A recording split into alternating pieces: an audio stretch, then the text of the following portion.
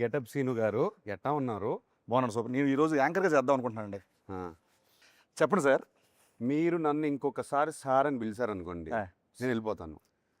లేకపోతే ఆ కిరీటం వేసుకుని కూర్చుంటాను అక్కడ. సరే సార్ అయితే. ఓ, ఫస్ట్ ఆఫ్ ఆల్ మీరు నాకు సీనియర్. హాయ్ బాబు. ఆ? కాదండి కదా. నన్ను అరే వరే అన్నది ఓకే, కానీ సార్ సార్ అని దుబ్బకండి నన్ను. ఒకటి గౌరవప్రదంగా మర్యాదపూర్వకంగా ఇప్పుడు మనం అఖిల్ గారు సీను గారు నన్ను చెప్పండి సార్. శ్రీను అనండి నన్ను హ్యాపీ. అఖిల్ అనండి, నేను హ్యాపీ. వద్దు సార్, వద్దండి అండి. ఏమండి చెప్పండి. ఏమండి అయితేను ఎప్పుడు అంటే ఈ కళ్ళు ఎప్పుడు ఇలా చూడలేదు ఎందుకు మిమ్మల్ని. ఎందుకు ఇలా చూడలేదు? అంటే చాలా రోజుల తర్వాత ప్రమోషన్స్కి ఇలా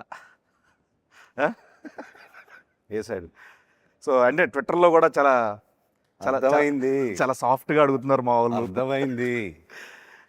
కొన్ని కొన్ని ట్వీట్లు చూస్తా ఉంటే ఇవాల్టి నుంచి ప్రమోషన్స్ షురు షురు. Lenin in form.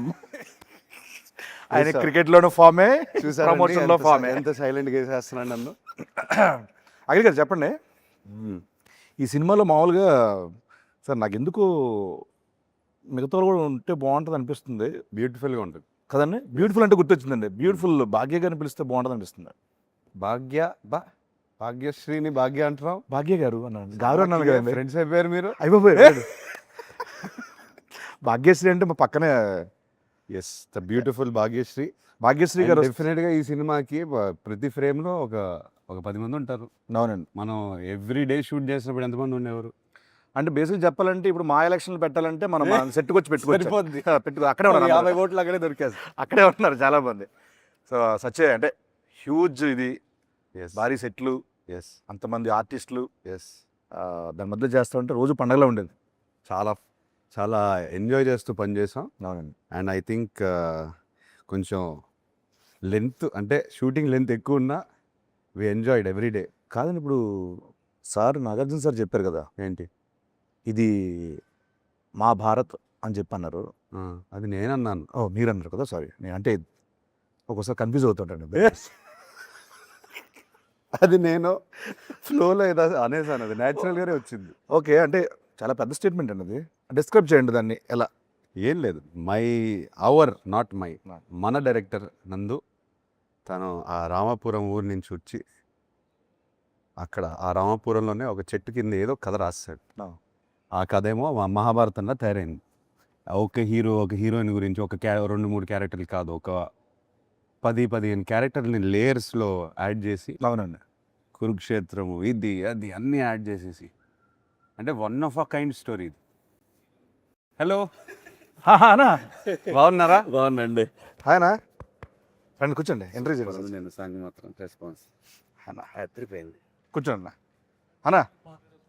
Sorry sorry sorry sorry sir, entry almost అయిపోవచ్చిందన్నా. లేదు, ఎంట్రీ ఆల్మోస్ట్ అయిపోవచ్చింది, స్టార్ట్ అయిపోవచ్చు. ఆయన సోలోగా చేస్తాడు అన్నాడు ఫస్ట్. వద్దన్నాడు కదా, వద్దన్నాడు, అన్నాడు. నేనేంటి అన్నాడు. ఇప్పుడేంటి ఇప్పుడు శ్రీను లేకుండా మీరు ఇంటర్వ్యూ చేయను అన్నారంటే, నేనా? బ్రహ్మాజీ ఉన్నాడు, శివాజీ అంటే శ్రీను కావాలి, ఏంటిది నేను స్పెషల్? అన్నాను అది. చిన్న ల్యాక్ కావాలంట ఇంటర్వ్యూలో, అందుకోసం అని పిలిచారన్న. ఆహా.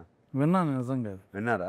కంపల్సరీ ఆయన ఉంటే ఆయన డేట్ నేనైతే తీసుకుంటే, వినలేదు. ఆయన లేడు, నేను వినలేదు అన్నయ్య. నేను విన్నా.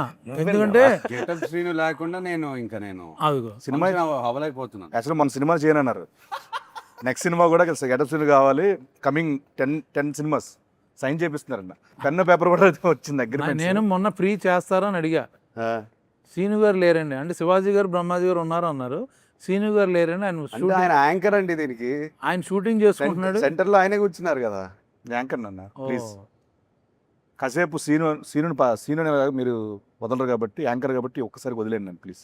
గెటప్ సీను నుంచి యాంకర్ సీనుగా మారారు ఇవాళ. ఇప్పుడు గెటప్ ఇది కూడా గెటప్, ఇదో getup, anchor getup. Anchor getup. మొత్తానికి మన ఇంటర్వ్యూ గురించి అంటే మరీ ఫార్మల్గా కాకుండా కొంచెం ఇష్టానుసారంగా మాట్లాడుకుందామని. సెట్లో ఎలా మాట్లాడుకుంటాను కొంచెం టోన్ మార్చేస్తే బాగుంటుంది, లేకపోతే వచ్చి కొడతా.